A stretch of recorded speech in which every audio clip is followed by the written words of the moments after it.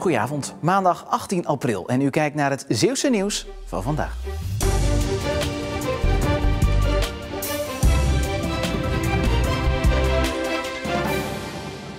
Met temperaturen rond de 20 graden lijkt het strand een betere keus dan een bezoekje aan de meubelboulevard. En toch kozen heel wat mensen voor de winkels. Na 2 verloren jaren door de coronamaatregelen gingen ze op Tweede Paasdag traditioneel weer naar de meubelboulevard. Zoals hier in Hulst bij Mores wonen. Wij zijn van België, hier in Nederland is alles open, dus wij komen naar hier. Zijn de meubelwinkels of andere zaken in België dicht op Tweede Paasdag? Bij ons zijn de meeste zaken gesloten op Tweede Paas, ja. Veel mensen zijn thuis, heel veel winkels zijn gesloten.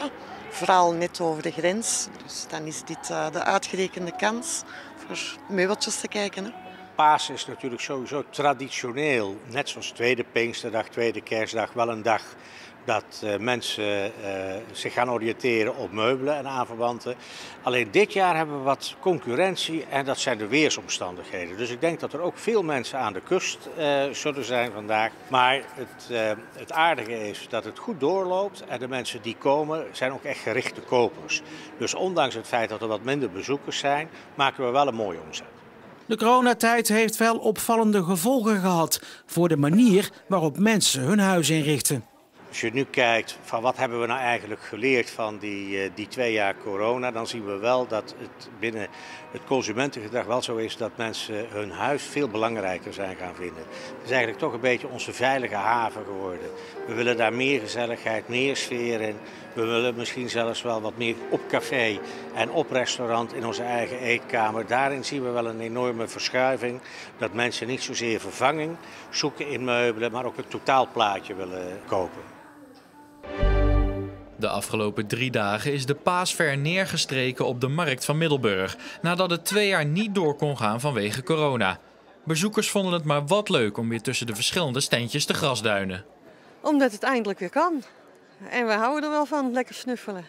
Ik vind het heerlijk, dus gewoon lekker wat rondsnuffelen. Je hebt het 2 jaar gemist, maar ja, je gaat gewoon weer verder met het leven. En dat is nou weer. En verder ja, vind ik hetzelfde steeds. Gezellig. Ja, en gezellig. Ja, het doet gewoon voor de gezelligheid. En het mooie weer was een extra cadeautje. Organisator Bert van der Zwaag kijkt terug op 3 mooie dagen. Geweldig.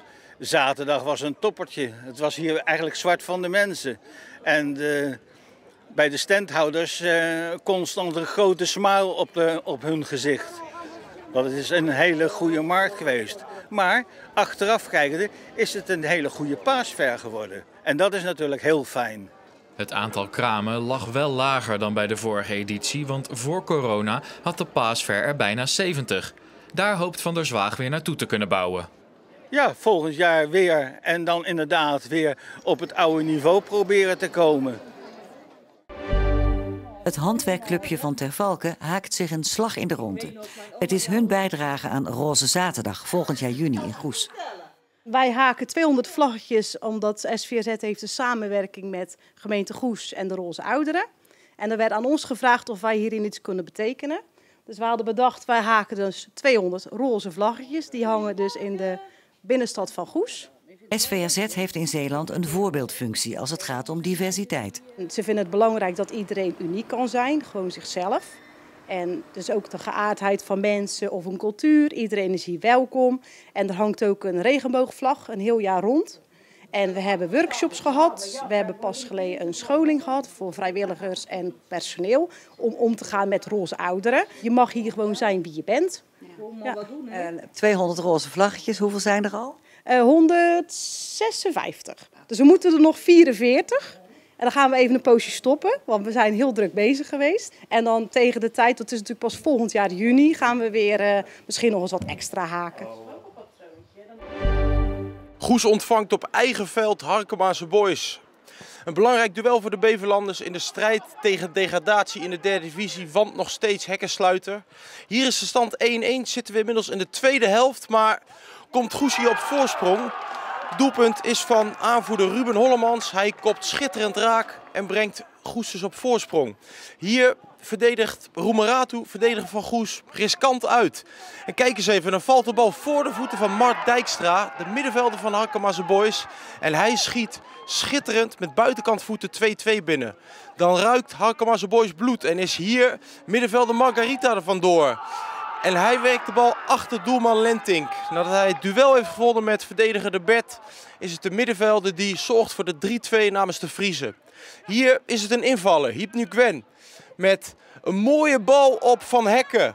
Perfect op maat voor de aanvaller. En kijk eens hoe blij hij daarmee is. Het is zijn 4e treffer van het seizoen en een heel belangrijke, want 3-3.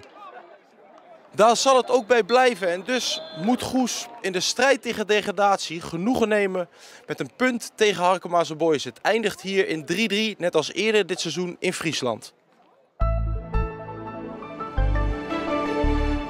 We hebben wel eens minder weer gehad tijdens de paasdagen, maar dit jaar is het weer bijzonder gunstig.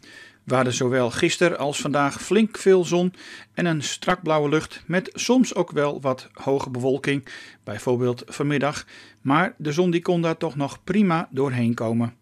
Op de weerkaart zien we een zadelgebied boven ons land.